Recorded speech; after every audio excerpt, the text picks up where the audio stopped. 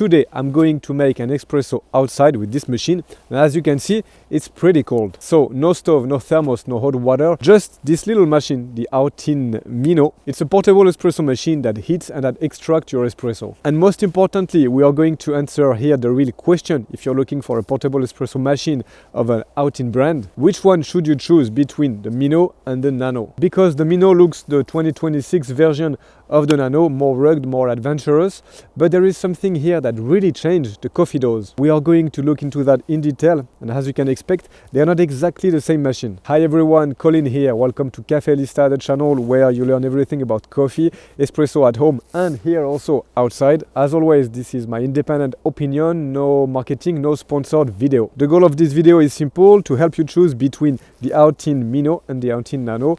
Learn what's the difference, which one makes the best coffee, if there is one that does that. The goal of this video is pretty simple, to help you choose the best espresso machine depending on your needs. Let's go. Let's start with what really matters, the real use. So you take your Outin Mino, you fill it with water, you add your ground coffee. So ideally, a good grinder here and of course a good coffee makes a huge difference in the cup. As always, you can use around 12 grams of coffee, you close it, then you press the button, about 2 seconds to start heating, and that's where this kind of machine becomes really interesting. You don't need hot water to begin with, it takes care of everything. Around 2 minutes later, the water is hot, and when you see espresso flowing outside in the cold with a nice crema, well, you immediately understand the appeal of the concept. Another advantage, of course, and we will talk about it after, it can handle water, cold weather, even snow. For a truly self-heating portable espresso machine, it's way better than most people expect. Alright, let's go back inside. It will be easier for the rest of the video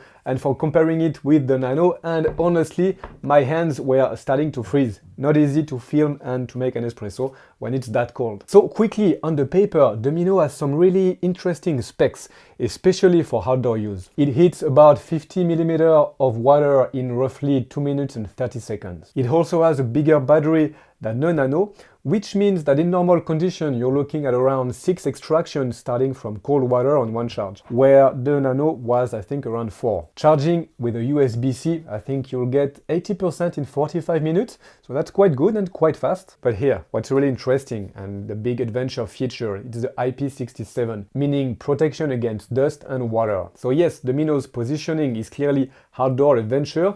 You go, you press, you drink an espresso. But now the real question, does it work? How is the espresso? And most importantly, which one is better? Is there any real differences between those two? Let's start with the first difference, the pressurized basket. It is easier, but with limits. The first important point on this kind of machine, and on the Nano too, but here you will see there is a little difference. So the Outin Mino have a pressurized, some sort of semi-pressurized basket. What does that mean in practice? It means that the machine is more forgiving. You can still get a nice thick crema and a pretty good result in the cup, even if your grind isn't perfect. And that means even if you don't have a high-end grinder. That's exactly why this machine are really effective outdoors. So you don't have to dial in like a proper espresso machine at home. But of course, there is a downside. You will have an espresso that gets usually less clarity, less finesse, less body than a true non-pressurized basket, perfectly dialed in. And yes, it is something you could do with the Nano. So if you're coming from a very espresso purist mindset, the Nano here, which is more mod friendly, because there is a double basket, we'll talk about it soon, can still be more satisfying. And by the way, if you want a clear guide to improve your espresso shot without over-complicating things, I have a simple, practical espresso guide. It's linked, it's free, it's in the description. You can go check it out. Now the difference number 2, the size and the adventure logic. So as you can see here, you might think, whoa, this machine is clearly smaller, but actually not that much. So the Mino is still slightly more compact than the Nano. It's a small detail, but if you're taking it hiking, it could still help. It will fit a little bit better in bags or in a cup holder. The diameter is a little bit smaller, but what really matters here, and we talk about it in the introduction, is the IP67 rating. Like I said, it's a true all-terrain machine. It means you can use it outside without stress. It's much more resistant to water, to dust. That's also why the button here is kind of protecting around. It's one small down downside, I found it harder to tell if you actually pressed it properly. There isn't much tactile feedback, you know, and you don't really feel the click. It's kind of annoying, it's not a big deal.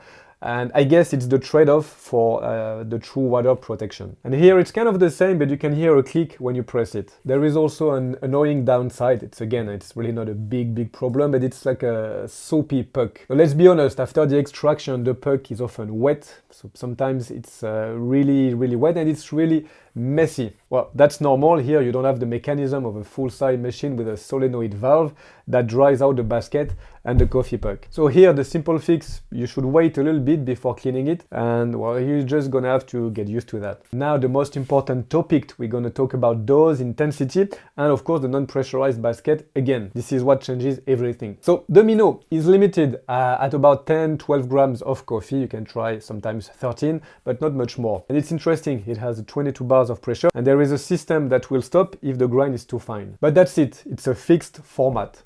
The Nano, on the other hand, can be much more flexible depending on your setup and accessories. Why? Because it can go toward a double dose, a double espresso with a double basket. Here we have a double basket, a non-pressurized one, that makes a real difference. Here you can see.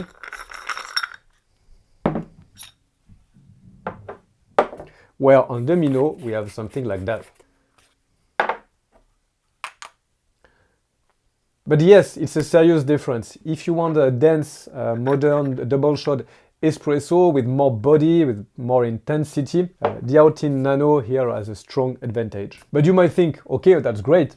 Well, maybe I can buy this one for the outdoor aspect and I can just buy the double basket and use it.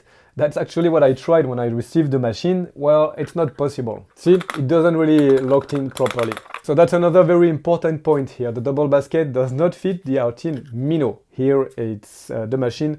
There is no improvement really on it, no upgrade. So the idea of having one compact travel machine and go with the double basket doesn't work. And that's why it's quite important when you purchase and if you're trying to decide between those two.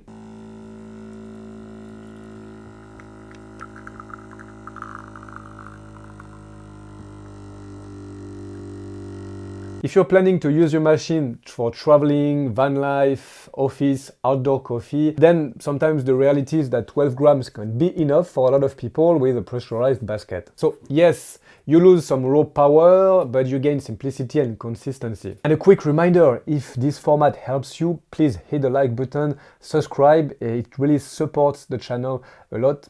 Thank you. So now, who is it for? Which one should you choose? The Mino or the Outin Nano? Honestly, those two machines are quite close, but there is one clear distinction. So you're not really choosing the best because both are really good. I think you're choosing here a use case, which means choose the Outin Nano if you want a self-heating espresso machine that's fast, that's rugged. If you plan to travel, to be outdoor a lot, where reliability and forgiveness, again, it's a good one. And of course, if you accept a more single shot dose, 10-12 grams, with a no pressurized double basket. Now, maybe choose the Nano if you want something with much more flexibility, potentially a double shot with the basket, and more optimization with a non-pressurized double basket, again, which makes a big difference if extraction quality is your top priority. Don't forget a good grinder with that though. My verdict on the Mino, it's an excellent machine if you understand what you're buying. It's not a mini barista machine, it's an autonomous, fast and forgiving machine designed to give you a convincing espresso anywhere without ritual and without hassle. And on that, it succeeds. Its real compromise is the 12-gram dose and the semi-pressurized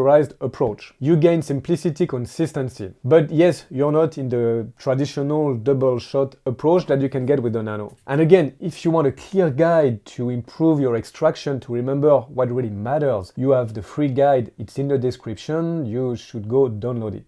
Yes, it's free. Now tell me in the comments, are you more outdoor efficiency, or are you more double shot and optimization? But wait, don't go anywhere. If you liked this video, you will also find the one that's coming here. It's a full review of the Outin Nano. You should watch it. It can give you a much clearer perspective on the differences between the Mino and the Nano. I hope you enjoyed this video. As usual, I'll see you soon, hopefully next week.